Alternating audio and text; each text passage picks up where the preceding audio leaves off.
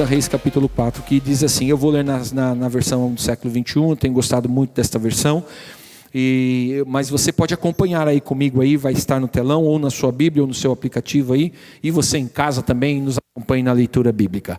Uma das mulheres dos seguidores dos profetas gritou a Eliseu, meu marido, teu servo, morreu, e tu sabes que o teu servo temia o Senhor. Agora o credor acaba de chegar para levar meus 2 filhos para serem escravos. Eliseu lhe perguntou, que farei eu em teu favor? Dize-me o que tens em casa. E ela disse, tua serva não tem nada em casa, a não ser uma vasilha de azeite. E ele lhe disse, vai, pede emprestadas vasilhas a todos os teus vizinhos, vasilhas vazias não poucas. Depois entra com teus filhos e fecha a porta, coloca o azeite em todas estas vasilhas e separa a vasilha que estiver cheia.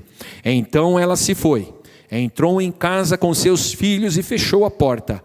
Eles lhe traziam as vasilhas e ela as enchia. Quando as vasilhas ficaram cheias, ela disse ao filho, traze-me mais uma vasilha. Mas ele respondeu, não há mais vasilha alguma. Então o azeite parou. E então ela foi contar ao homem de Deus. E ele lhe disse, vai, vende o azeite e paga a tua dívida, e tu e teus filhos vivereis do que sobrar. Amém? Pai, esta é tua palavra, nós te agradecemos porque ela tem chegado até nós, Senhor, por causa do teu Espírito Santo, que nos inspira, que nos unge, que nos ensina, e também, Senhor meu Deus, nos coloca, Senhor meu Deus, para sermos instrumentos da tua parte para a vida da tua igreja. Alcança a tua igreja nesta noite, Senhor. Alcança, Senhor, estes irmãos e estas irmãs, assim como tens alcançado a minha vida, e nos abençoa para a glória do teu nome, em Cristo Jesus. Amém. Irmãos, qual é a dimensão do amor de Deus? Qual é a dimensão da força e do poder de Deus?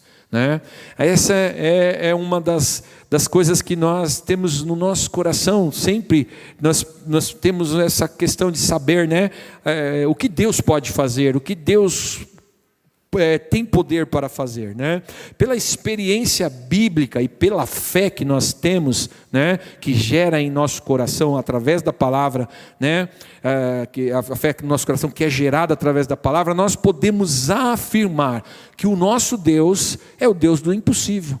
Está lá em Lucas capítulo 1, versículo 37, esse texto de Lucas 1, 37, é muito interessante, porque é justamente naquela hora que o anjo está falando, que ele vai fazer um milagre muito grande, ele vai cumprir a profecia, através do ventre de Isabel, que iria nascer então João Batista, e através do ventre de Isabel, que era um ventre estéril.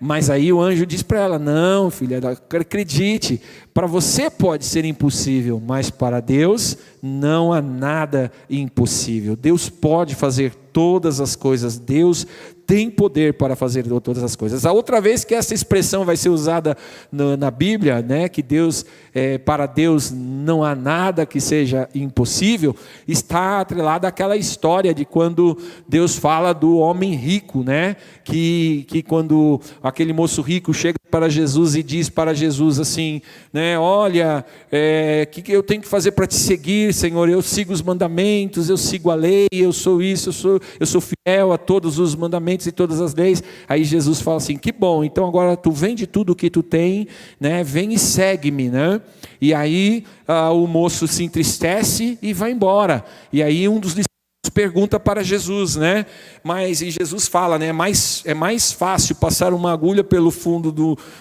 o camelo pelo fundo da agulha, e do que um rico entrar no reino dos céus, Aí depois Jesus fala: não, filhos, mas para Deus não há nada impossível. Ou seja, Deus tem poder para mudar um coração endurecido, para transformar uma vida, porque Deus, quando Ele tem um propósito, quando Ele tem no seu coração o desejo de fazer algo, então Ele faz, porque Ele é poderoso para fazer todas as coisas, né? E então aqui nesse texto bíblico da viúva, né? Nós entendemos que aqui Deus ele vai traçar essa trajetória, traçar essa história, para que então Ele pudesse mostrar, né, que Ele, em primeiro ponto, Ele tem poder para fazer todas as coisas, Ele tem poder para solucionar todos os problemas. Segundo ponto, Ele se interessa por todas as áreas das nossas vidas. Deus Ele tem uma visão muito ampla para alcançar o povo, Ele quer fazer o melhor pelo seu povo. Desde o início isso é assim, né? Deus tem chamado o seu povo para desfrutar do melhor. Quando Ele cria o mundo, quando Ele cria o homem, quando Ele cria o ser humano, Ele entrega ao ser humano toda a criação e tudo aquilo que Ele havia feito, que Ele designou que era bom, Ele entrega para que o ser humano possa desfrutar, possa viver dentro daquilo que Deus criou e que é bom. Então esse é um desejo do coração de Deus, nos alcançar em todas as áreas das nossas vidas. Deus se preocupa com todas as áreas da sua vida.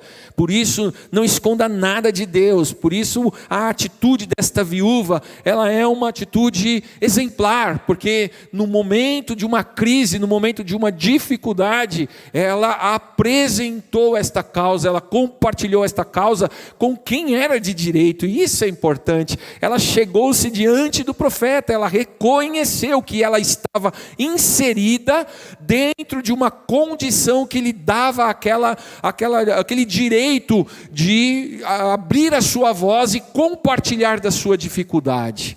Isso é uma expressão da comunhão que deve haver na vida da igreja, na comunhão do corpo de Cristo. Nós precisamos dividir as nossas cargas, nós precisamos compartilhar dos nossos problemas. Claro que não naquela condição, irmãos, de simplesmente, né, nos colocar em uma condição de tristeza, de amargura, de né? Não, nós precisamos entrar com autoridade. Essa mulher, ela entra com autoridade diante dos profetas ali, dos sacerdotes. Ela diz: olha, a palavra de Deus, uma das coisas que eu quando estava escolhendo em qual versão eu iria ler este texto aqui hoje, né, eu gostei dessa versão da século 21, porque aqui nesse momento, no início, no versículo 1 ali, diz que esta mulher, ela gritou para o profeta. Ela abriu a boca de uma forma enfática para o profeta, né? Para que a causa dela fosse conhecida. Irmãos, não sofra sozinho, não sofra calado, não morra enterrado nos seus problemas sozinho. O corpo de Cristo, a igreja de Jesus Cristo, ela está aqui para que nós possamos chorar com os que choram, se alegrar com os que se alegram, caminhar juntos, dividir as nossas cargas. Aqui é o ambiente, aqui é o lugar aonde nós podemos compartilhar das nossas dificuldades e juntos clamarmos ao Senhor, buscarmos ao Senhor a solução e a resposta para todas as coisas que precisam da ação sobrenatural de Deus em nossas vidas, né? Mas o texto bíblico da história dessa viúva pertence ao povo de Deus, né? É um texto que está ali, que pertence à história do povo de Deus, né? E nos revela uma forma de Deus agir dentro de uma medida, dentro de um padrão. É interessante que a gente vai ver que isto é característico do poder de Deus, isso é característico da personalidade de Deus, sabe?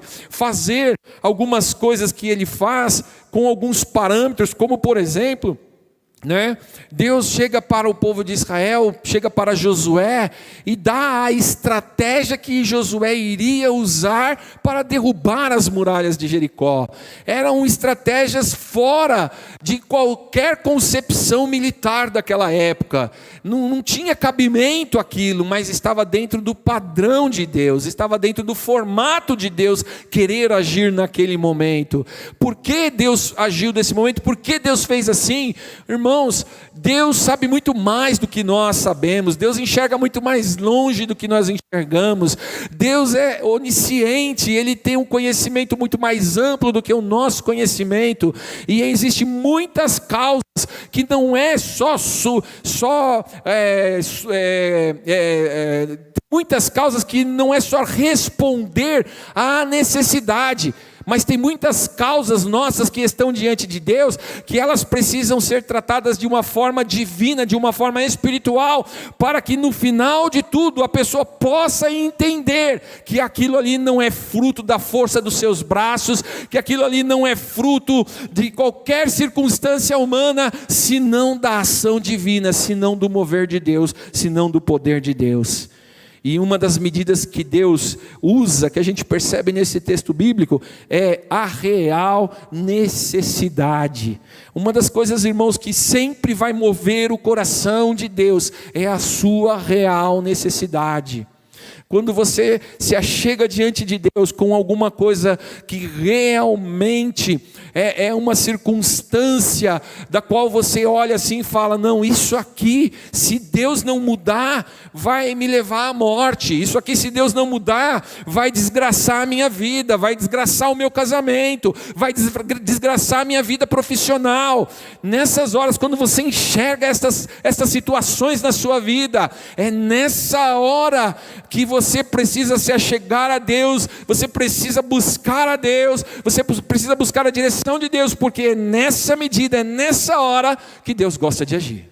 É nesse momento aqui que Deus gosta de começar a traçar o plano dele para mudar a história. O que aconteceu no caso daquela viúva, né, que nós não sabemos o nome dela, né, na verdade, foi uma resposta de Deus a um coração aflito, a uma família necessitada e a uma mulher que estava certa de que a sua pobreza, de que estava convicta de que a sua pobreza iria ali ser a sua destruição.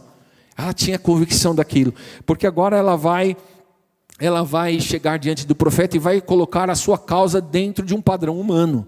Ela vai dizer, olha, meu marido morreu, ele se dedicou a vida inteira para servir, né, no templo, e agora ele foi-se embora, nos deixou com dívidas, eu tenho apenas 2 filhos, e a lei manda que se eu não tiver como pagar estas dívidas, meus filhos terão que trabalhar como escravos até o jubileu. Depois do jubileu eles seriam livres, eles seriam libertos, né?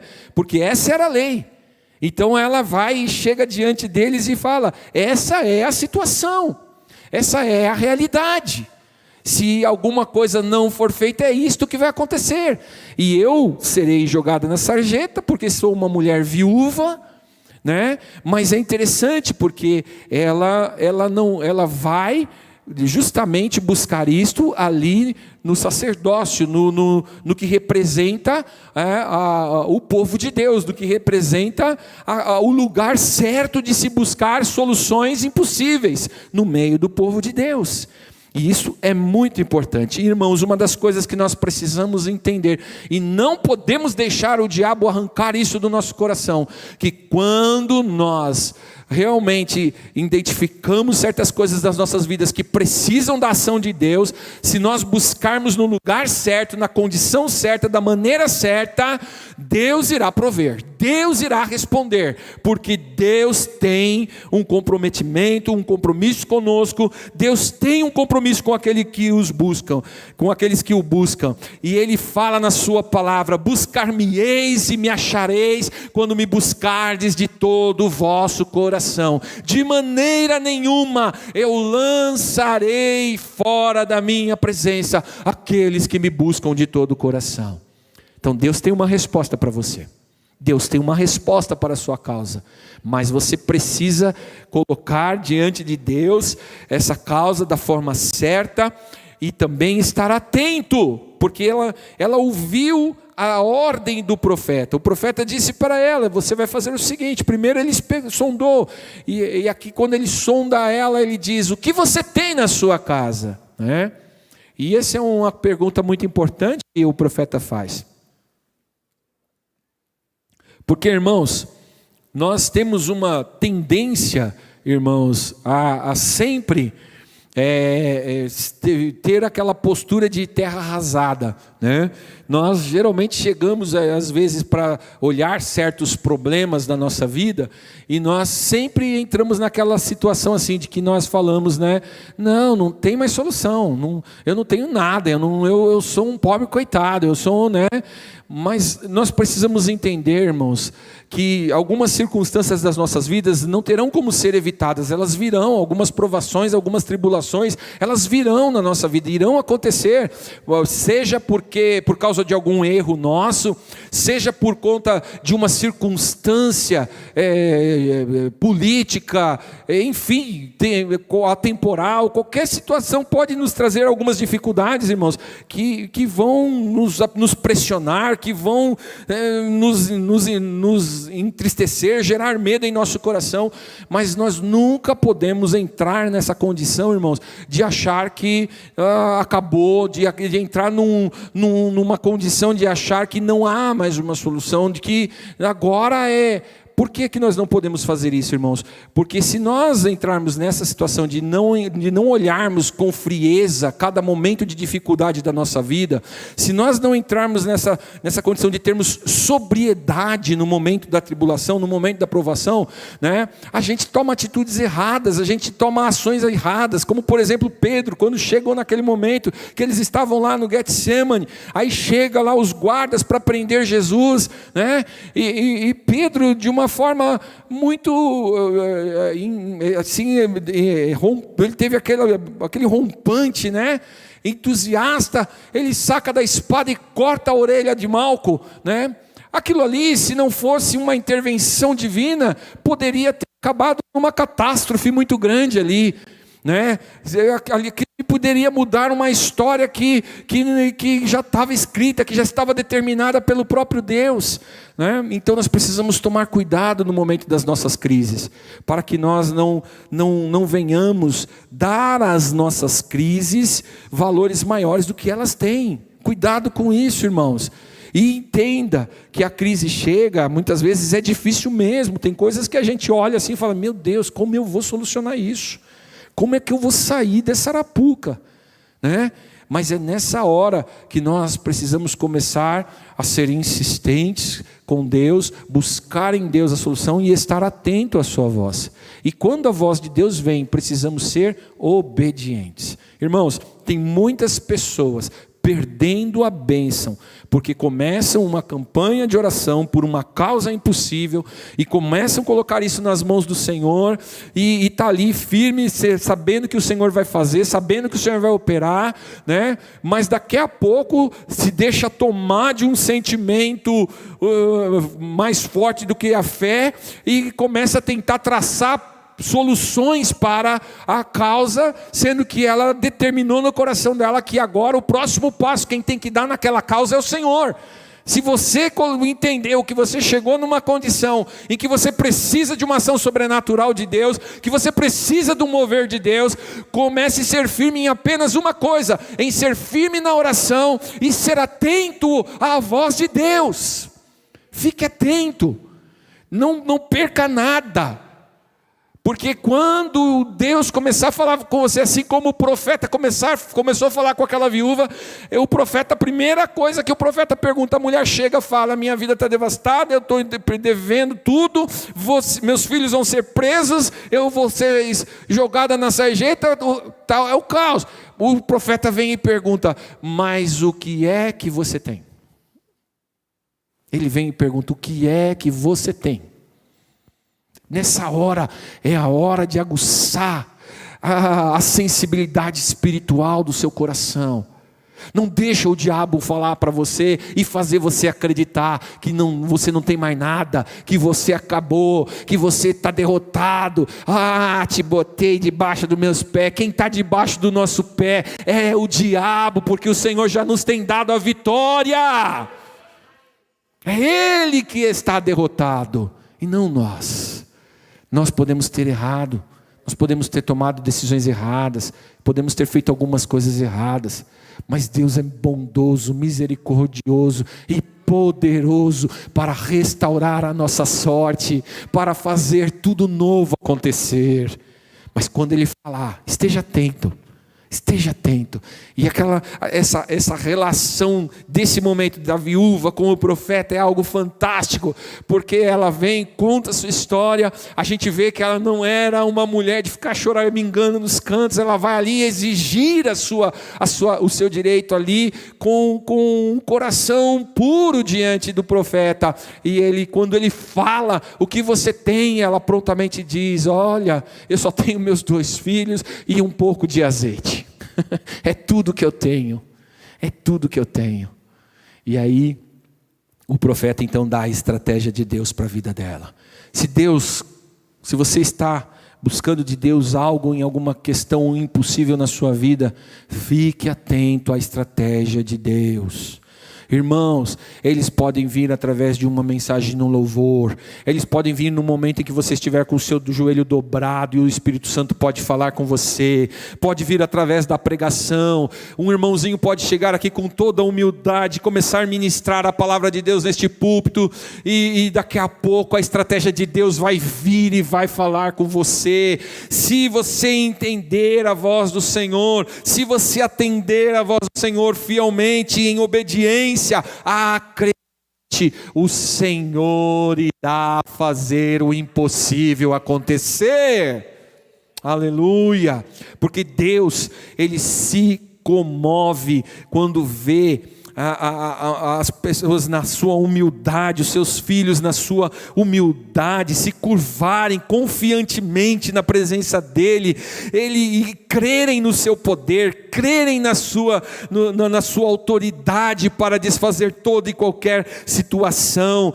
Deus, a palavra de Deus nos diz que Ele ama os humildes e se aborrece dos soberbos, aqueles que estão querendo simplesmente fazer uma parceria com Deus para resolver seus problemas. Deus fala assim: que parceria? O que é que tu pode me dar? O que é que eu posso ganhar de qualquer coisa que você possa construir com as forças da sua mão? Eu sou o Criador de todas as coisas, é eu quem falo, haja, e tudo passa a existir. Não há nada que nós possamos trazer Deus para ser nosso parceiro e tentar ganhar com Ele, não. Mas confie no Senhor, entregue a Ele e Ele tudo fará, né? E, irmãos, a palavra de Deus nos diz que então aquela viúva ouviu e obedeceu. A descrição bíblica é clara, né? E ela é inspiradora para nós, né? E havia então a real necessidade da viúva, né? E ela apresenta a sua necessidade. Um segundo ponto que é muito importante a gente observar: havia profetas em Israel naquele dia, havia os homens de Deus para que eles pudessem, né, apresentar as suas causas, né?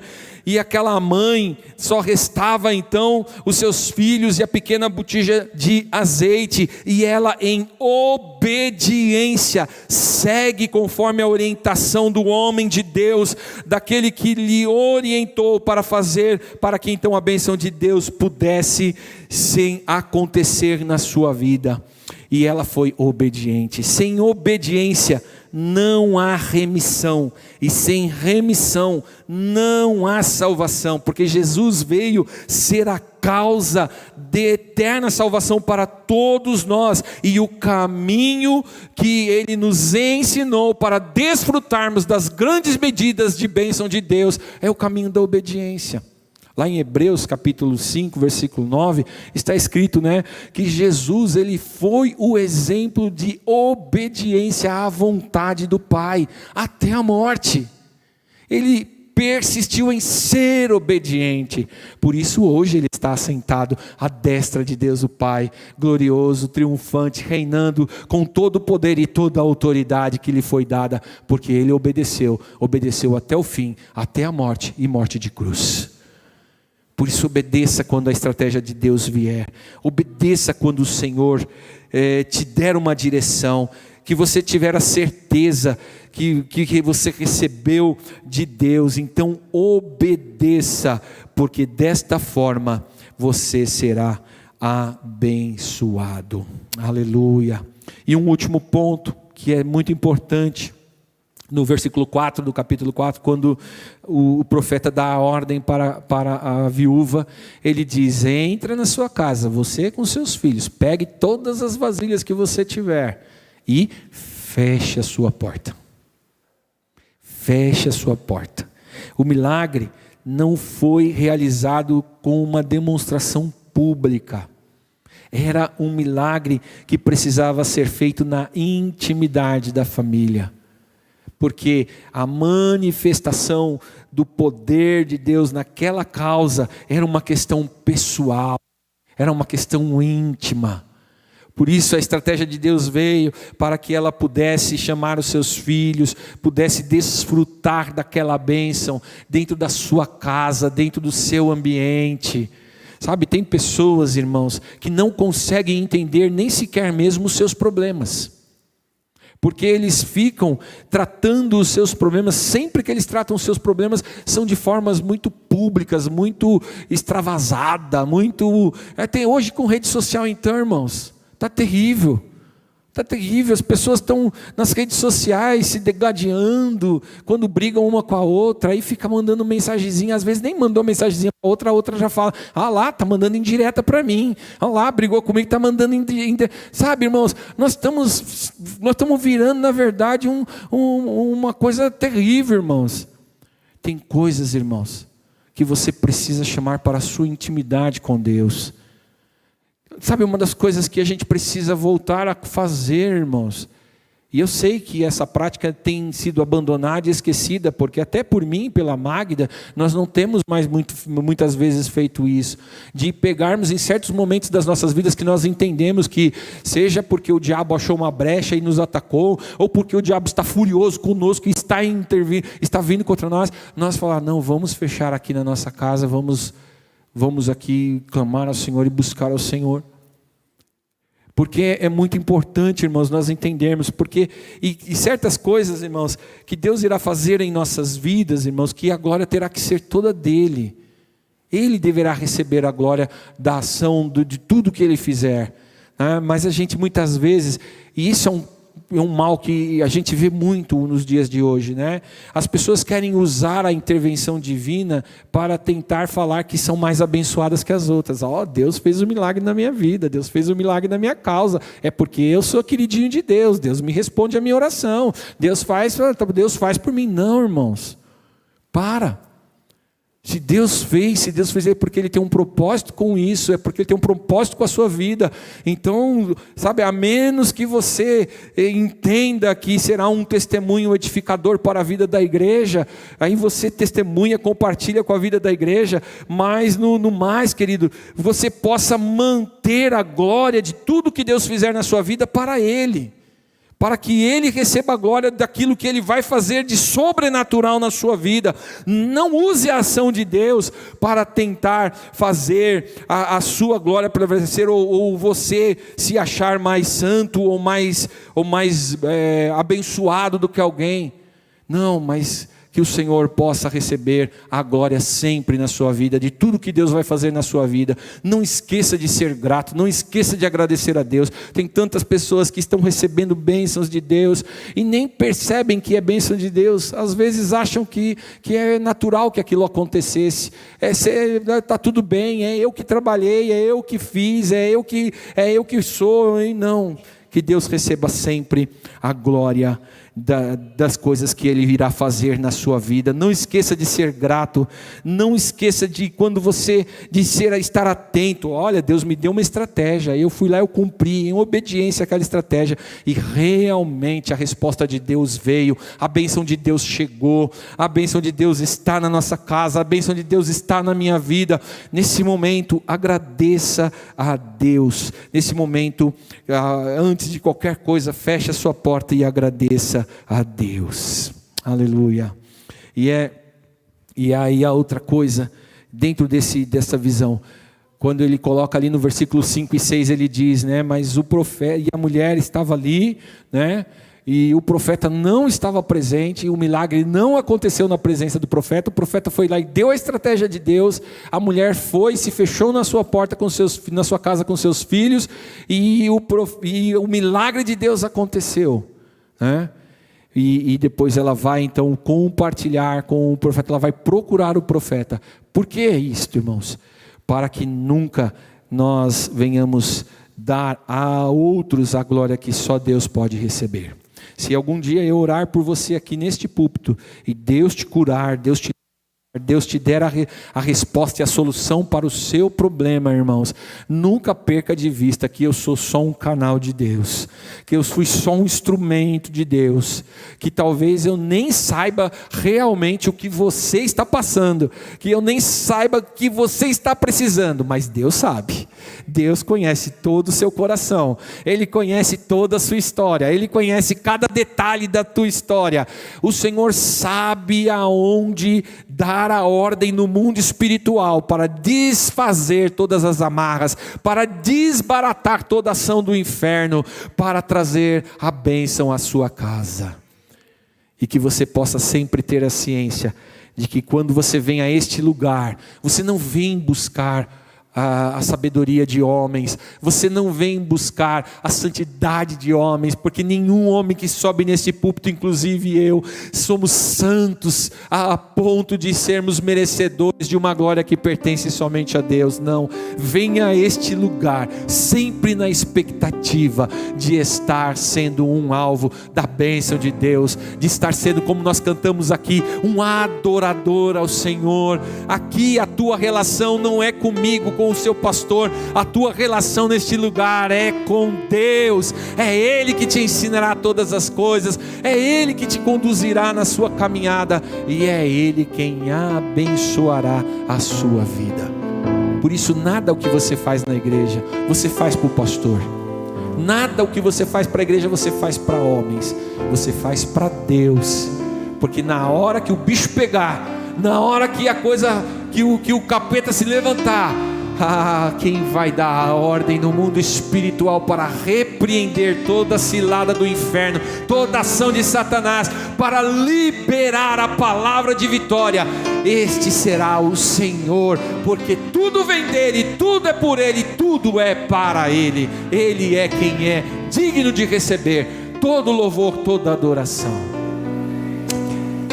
E essa história termina da seguinte forma: ela está colocando azeite no jarro, ela está em obediência, e a medida perfeita de Deus acontece na solução do problema daquela mulher. Porque quando o profeta, que ela chega, olha, o azeite parou, não tinha mais vasilhas, o azeite parou. Então o que você recebeu de Deus é o suficiente para pagar a sua dívida e viver bem com os seus filhos.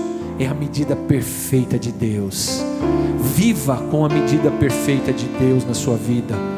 Não seja ganancioso, não seja, tem pessoas que estão fazendo de Deus alguma coisa que é para suprir a sua ganância, a sua necessidade, achando que Deus é isso, sabe, que Deus, aí ora para que Deus dê um carro, aí quando Deus dá, e começa uma nova campanha, orando para Deus trocar o carro por um carro zero, sabe, e sempre é Ele, sempre é a sua necessidade.